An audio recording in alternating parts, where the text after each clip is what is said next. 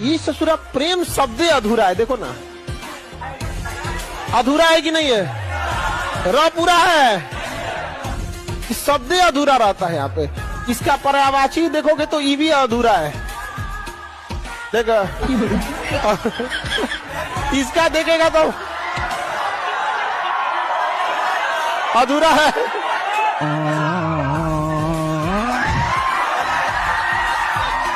ये शब्द ही अधूरा है, तो जब शब्द ही अधूरा रहेगा तो फिर वो कहां से आप पूरा कर पाएंगे आप। भाई देखो क्या कह रहा है, लेकिन सर विवाह तो पूरा है, शादी भी पूरा है। विवाह की जगह शब्द ज्यादा रहता, विश्वास होना चाहिए, तो अधूरा है।